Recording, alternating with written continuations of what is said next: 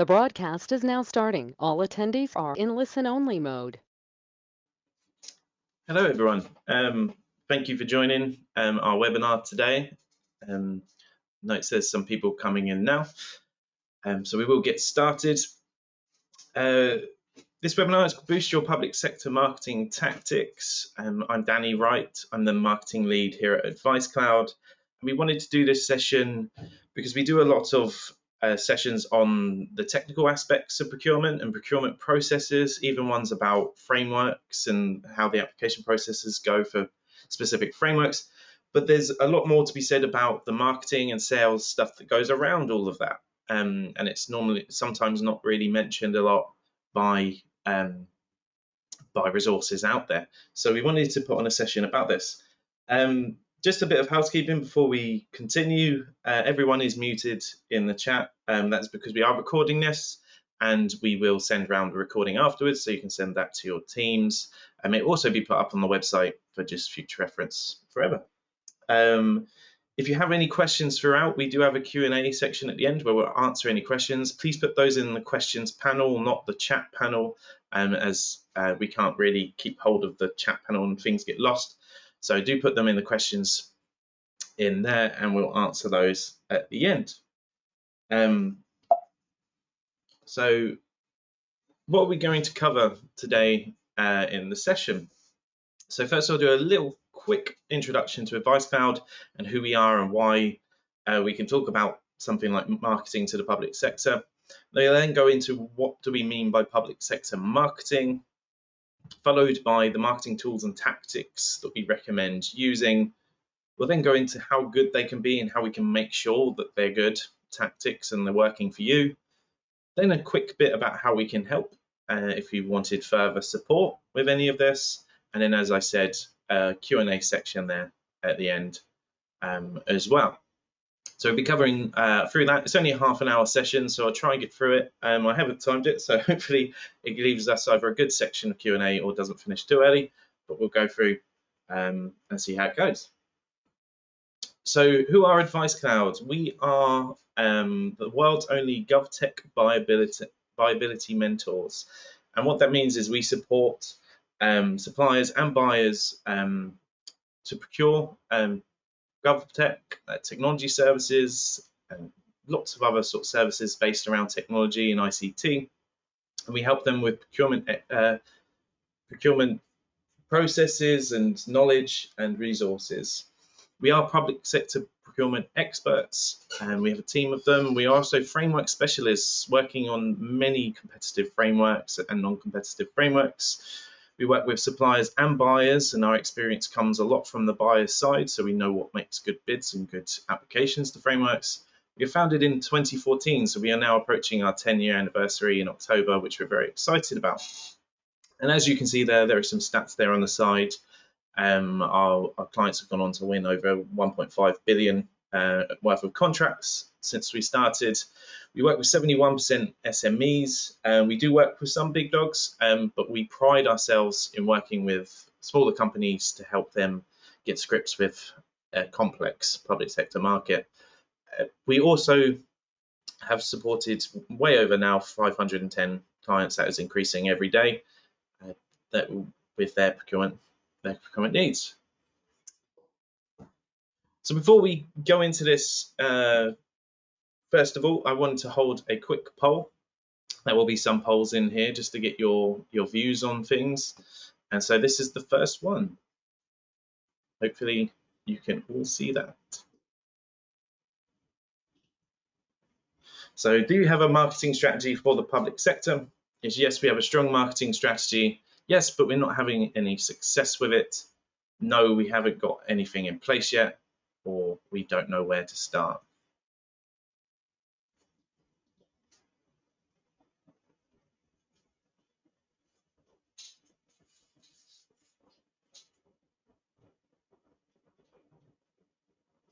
I'll just leave that up for a little bit. Some of the results are coming through now.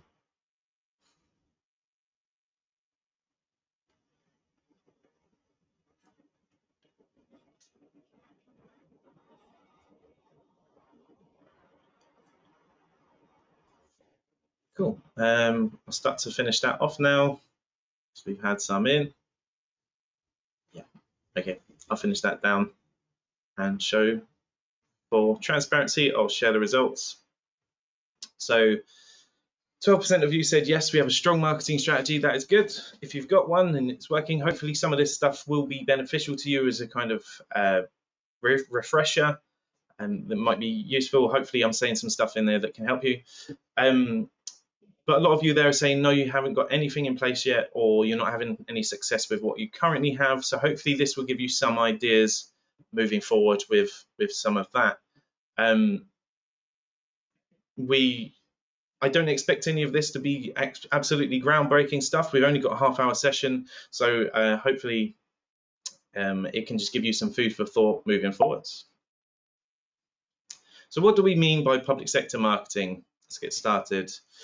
So the main thing we think of is, do you have a public sector marketing strategy? In our experience with clients we work with, we will help them, say, get onto a competitive framework such as technology services, and they might say that they've got no marketing strategy behind them. And you do have to do the work behind the scenes as well. It's not a way of just leads and opportunities falling into your lap. So sometimes referred to as B2G to complement B2C and B2B. Every time you try to sell something, you should be marketing it. And the public sector is no different. There are 606 UK government departments, agencies, or public bodies, according to the UK government website, and these are usually broken down into sectors or categories such as central gov, health, local gov, blue light, education. So it's a very, very big market, and a lot of people in there, say they cast their net wide and they're aiming for the whole sector. But what you should be thinking about is, does your service or product fit for a specific target within that sector? If you're saying you're just aiming for public sector, it's probably not specific enough. It's a very, very wide net. So just like B2C or B2B, you need to segment and think about those specific audiences. Public sector marketing is about trying to reach specific targets within that market, not treating it as all as one entity. For an example of that is target customers in education. They discuss different things than those in blue light, for example. So you really do need to think of public sector as not as a whole, but breaking it down into your specific targets. What is your product and your service specifically for? And what we're going to cover now is going into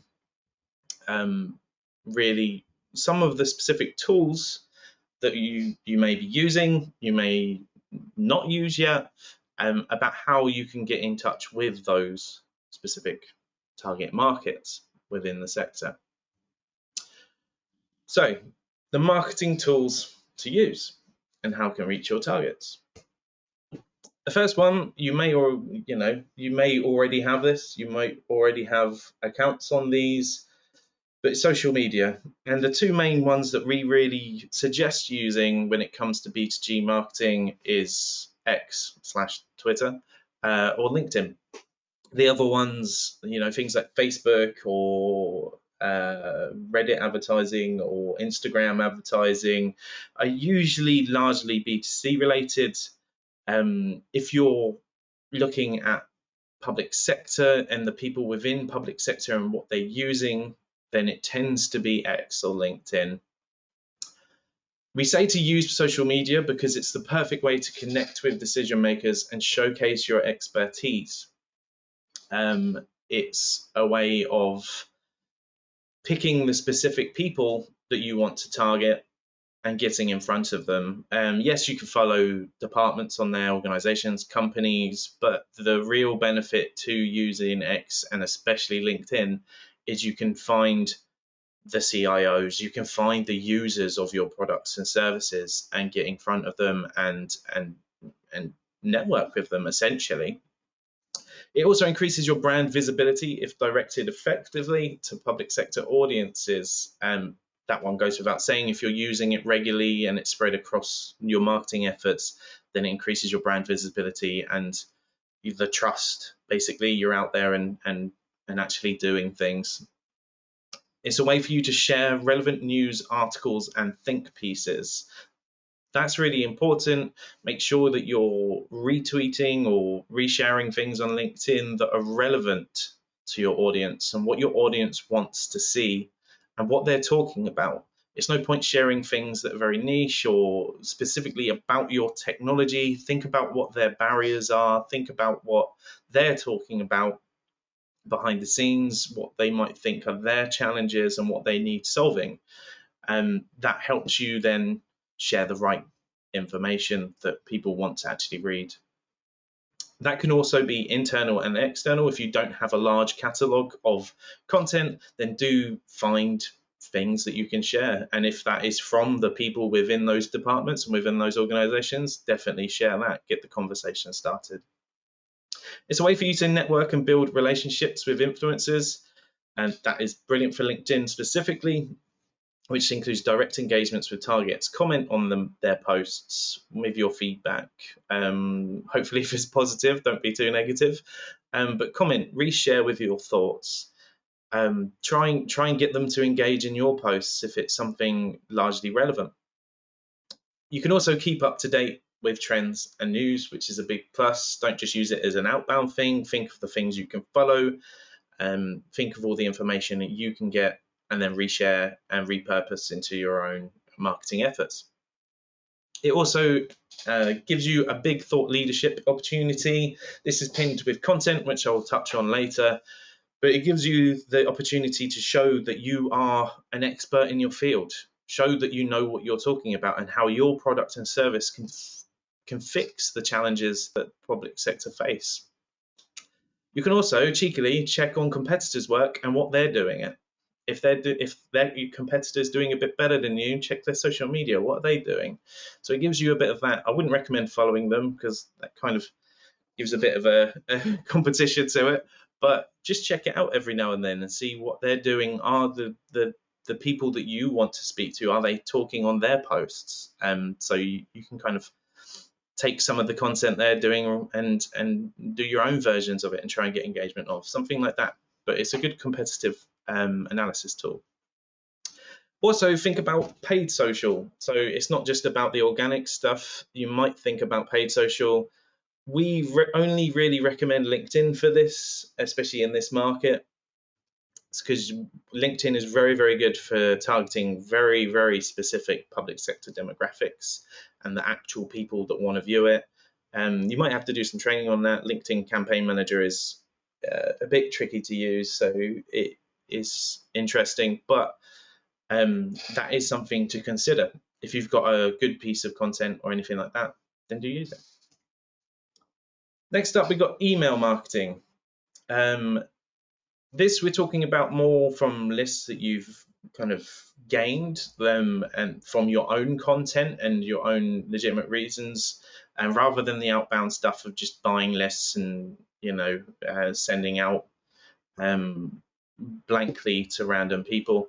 But email marketing gives you the opportunity to tailor messages to specific demographics and audiences and be a bit more direct than things like social media. You can actually segment a bit further down and be more personalized in your emails. It also doesn't cost loads, so it's not expensive like PPC or anything like that, or going to events. And you can do it by high numbers and send automated mass emails to a lot of people that are personalized. It's a good cost-effective way of getting in touch. It's very important. We always say with email marketing is don't sales spam. Don't just constantly talk about how your product and service can help them. Don't constantly ask for chats all the time and sales calls. That's going to get very old. It's going to get old very quickly. So what we recommend doing is nurturing and try and build relationships over time and sharing useful resources with them that you've created, or useful information or updates on things. Don't use it as a way of a sales tool straight away. Think of it as a nurturing tool to start engagement. Share your valuable content. What do these audiences need to see? It's about like not over sending as well. Don't send mass emails all the time. Create a kind of calendar for it, and regular and consistent is key, of course. and it helps build the brand, but don't oversend. It also can help facilitate communication a bit easier on things like social media. It can create conversation, but within emails, you can always get direct replies and things like that, and it may start conversations through emails, which is always a bit better. We've then got attending events or sponsoring events, two sides to events there. Attending events is great because it gets face-to-face with your audiences, and we recommend getting out and networking at events all the time. Things called supplier engagement events for frameworks are really, really good. Companies like CCS, Crown Commercial Services, hold those all the time for upcoming frameworks. You should be attending those if you're interested in frameworks, because you can network with and basically influence frameworks as well and what is included in frameworks. So you should be attending those. You should get talking to people about what you're doing and their experiences, and be proactive in the market and be a participant. Don't wait for the market to come to you. Going to an event and talking to people helps just show your face and be a presence in the industry. If people see your name and your company name on attendance lists regularly, then soon it starts to stick in their head. And sponsoring events kind of goes hand in hand with that, but it builds on it a bit more. If you can, get a stall, showcase your product and your wins, and create conversations with the attendees and your audiences. You can give out freebies so you stick in their heads and their minds about what you do. It makes you credible in the sector because you're associating with that industry, and if it's a good event and a popular event, then your trust goes up because you're being associated with something that people respect. So it's always good, and we sponsor events and we do that ourselves. So it is definitely a thing to consider. The only issue that does come with that is it can be very, very pricey. The bigger events will ask for more money. That's just how it goes. So do budget it carefully and do look into if it's really worth your time. And that goes to the same with attending events. You don't want to waste your time. But if you're paying the money to go to sponsor, you want to really look into, is it worth your time? Are you going to get your money's worth? Then there's content creation. This all links together, especially with social media and email marketing. You want to create content that it educates and informs your audiences. And as I said before, establish yourself as a thought leader. What are public sector challenges and needs? You don't want to just do this as all text all the time. You know, do videos, do images for social media, do short blogs, and you want to integrate this with those that I mentioned before, with your social media and your email marketing, to share the best content to your audiences at the right times. And make sure you're thinking about SEO in the background as well. So what are your audiences Googling or Binging to find the answers to their problems when you're creating your content? It doesn't have to be too regular, even if you're doing one piece every 2 or 3 weeks. But it's about thinking about what your audience wants to hear and then sharing it in the relevant channels through social and emails. Think about lead generation. Can you get downloadable pieces such as white papers or sign-ups to webinars that help you create the lists you need for your emails? And you know, asking for their email to sign up to something. That's how you can do that.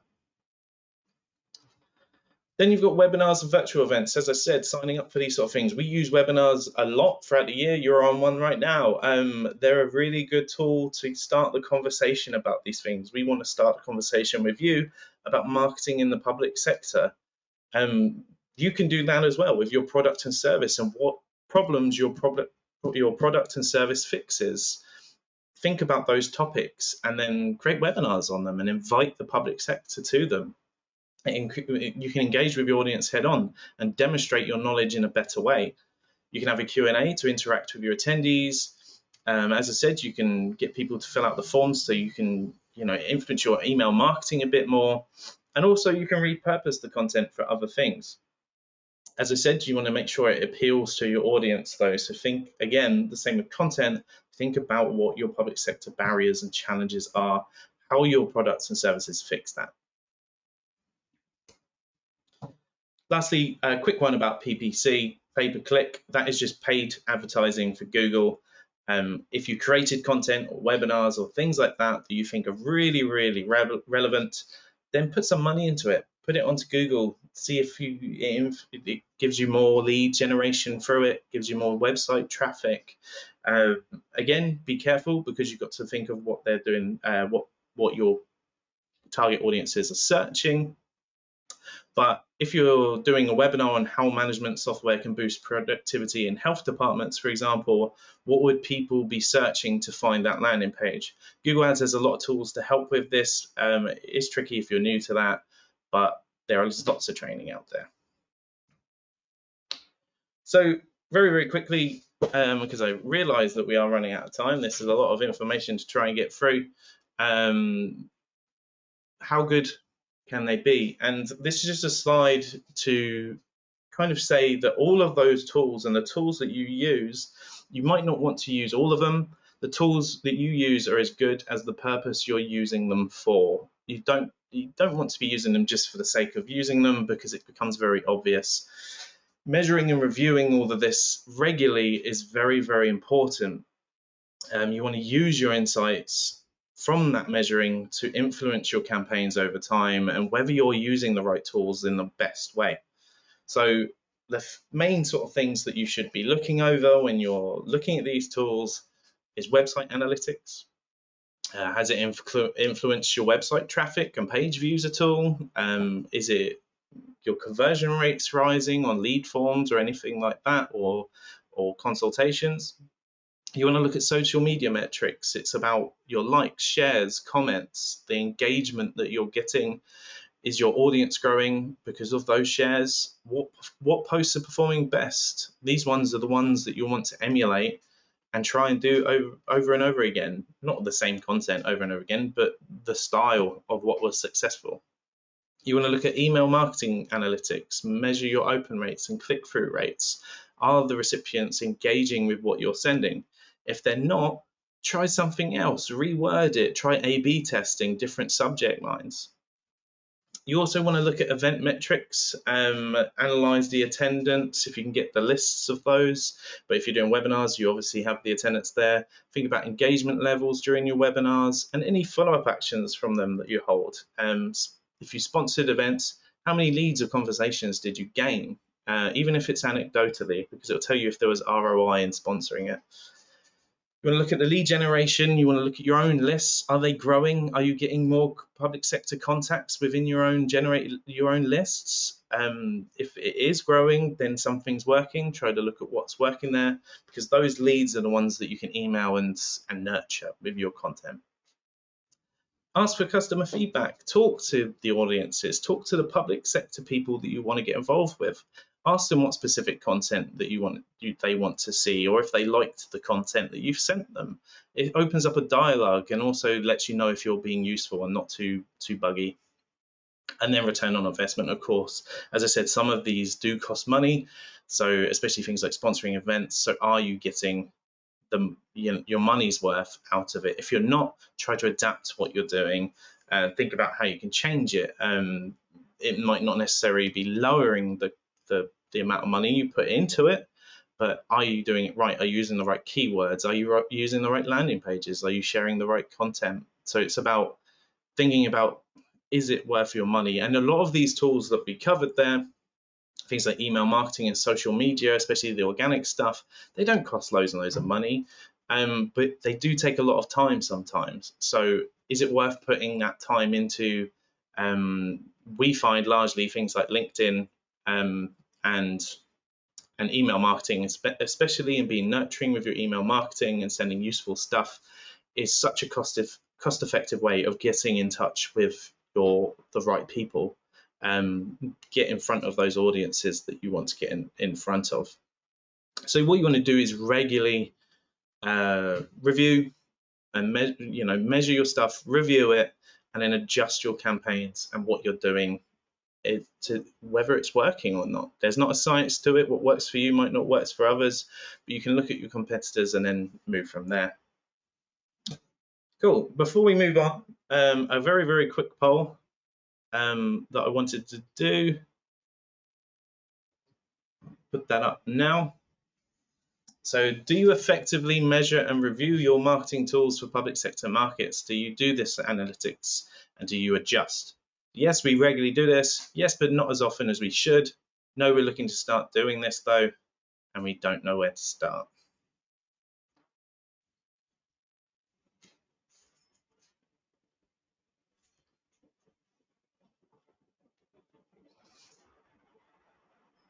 I'll leave it up for probably about a minute to get some of your results there.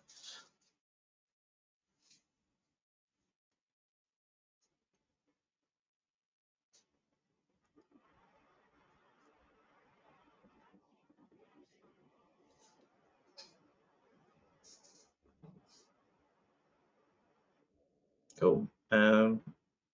Okay, I'll close that down and for transparency, share those. So 30% says yes, you regularly do this, which is great. It's very important to do. Yes, but not as often as we should. And no, we're looking to start doing this. No, yeah, that's very normal to be in that position. If it's something where you know, some of you said that we don't know where to start, then do get in touch. This is something that we can help with. But it is something that is a very important aspect of when you're doing your marketing is constant reviewing. Brilliant. So very quickly, because I want to have at least a couple of minutes, but we're running out of time. We might go over a little bit, but try to answer some of your questions. But how can we help? So at ViceCloud, we offer a range of services, as I said, to help companies with their procurement processes. We offer workshops and training to help you with those processes and certain aspects with our experts to get your teams trained up and help you create action plans. We help with framework applications to help you apply for competitive and non-competitive frameworks. We deliver go-to-market assessments. So if you're relatively new to the market or need a refresher, we can help with that and create your help you create your strategies. We have Procurement Plus memberships, which are almost like a retainer support where you get access to our experts at hand for a kind of monthly fee. And then we have bid reviews, which should really say bid support there. We help companies bid for opportunities and we help them to make better bid processes and win more business, essentially. So this has been called a buyability assessment. It is a new thing that we have where you can get a buyability score to tell you how buyable you are to the public sector. So it's a really useful tool. We are sharing the slides around with that link to actually be clickable. It's not clickable right now, but we will share this later. And you can click on there to get our buyability assessment and get your buyability score, which also now gives you a nice PDF to take away with some suggestions on there on how to create a better score. You can also here book a buyability check-in, and you can just scan that code to book a chat, or there is a link in the PDFs that we'll send around later. But if you don't want to wait around, then just send us an email or get in touch and we can get something booked in and chat with you about how we can help you. Finally, a last poll before we answer some questions. I know that it was very, very quick stop on there with some of these suggestions, but it's the first of many of these marketing sessions that we want to do. And so hopefully there's some information and we'll go into different topics and different depths at certain aspects. So how did you find this webinar? Very useful, or not useful at all?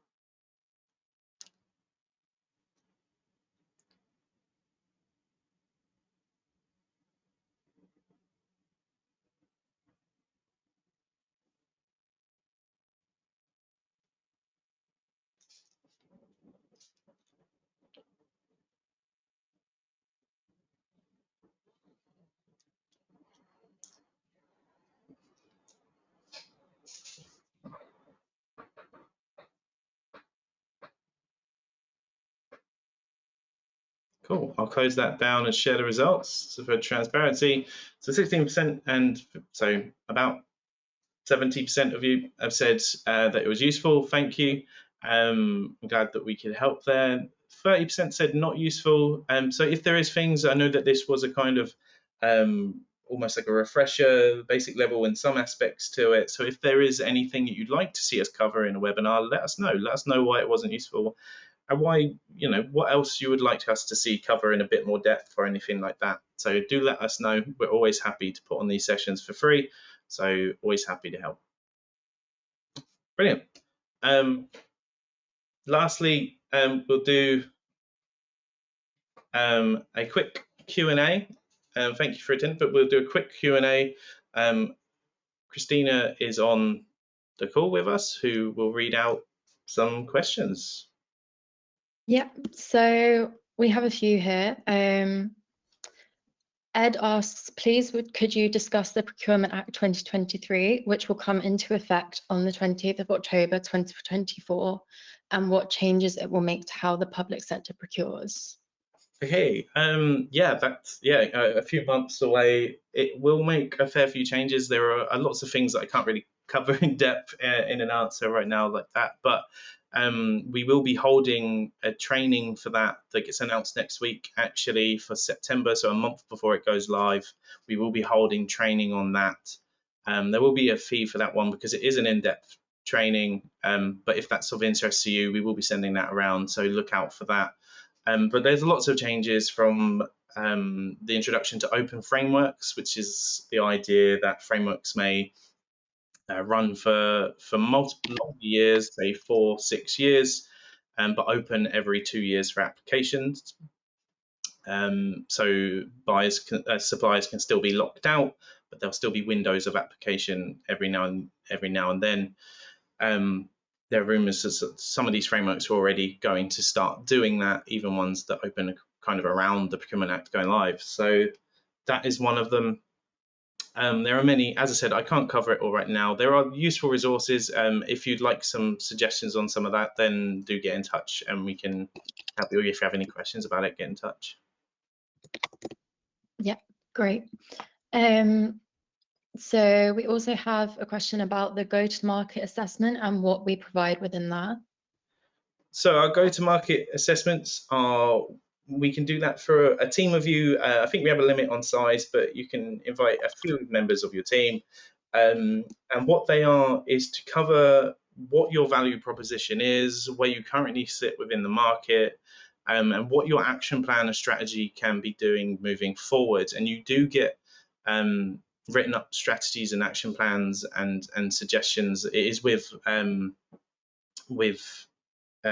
people with lots of experience. For example, one of the sessions is with our bid expert, Sarah Hinchcliffe, who is an APMP member. She runs one of these sessions for us. So yeah, they're basically a way of getting to grips with where you currently are, your value proposition, how you can build in the market, what the market you're looking at is going through. It's very bespoke to look at what your needs are basically and help you action plan. Yeah, okay. Just a couple more questions. So we've got, what is the average and range of contract sizes for SMEs? I believe this is referring to those that we have helped succeed. They've then also asked, plus the average and longest time to successfully land the first contract. So there's no kind of contract range that we help with. We've helped companies win multi-million pound. We've recently helped companies win, say, a 38 million pound contract. We try to support most sizes of contracts within those, usually through frameworks. If it is an opportunity for a framework, then we can support with that, but we can have a look at any other opportunity that there is. It's worth getting in touch. In terms of time with success, if we work with you for a long period of time and try and help you with your bid management processes, then we try to, within a year, help you get to 1 in 3. I think that was the case. Don't hold me on that. I think it was around 1 in 3 opportunities that you'll win with by the first year. But we work with you to help improve that, and we help with your review processes, and buy on a contract basis. And you can pay us just by bid hours. You can just say, can have 30 hours at a time, so that whenever there's an opportunity relevant that you want to bid on, you can then use that time and we can help and jump on for that opportunity to help you bid. There's different ways of doing it, but yeah. Okay, last question is, what would the key differences be between a commercial purchase process and a public sector purchase process? Unfortunately, I don't know the answer to that one. So a public sector purchase process, if we're talking about sort of businesses versus how the public sector do things, public sector have to do things by procurement rules and procurement regulations. So they have to make it open and transparent for one. They have to do fair competition. So they use largely frameworks. If you're not using frameworks at this stage, then you should be using frameworks. You should be looking at what routes to market are the best ones for you, because frameworks are the opportunities there to be vetted and be for buyers to make sure that you're able to do business with the public sector. So they will post their opportunities via these frameworks a lot of the time if they're bigger opportunities. Smaller ones may still come through, things like Contracts Finder or Find a Tender, but largely companies use frameworks. Whereas in business to business or business to customer and commercial side of things, people just do business as they want. You know, if you want a service, you can just buy it. Public sector can't do that. They have to be open, they have to be transparent, they have to show that they put it out for competition.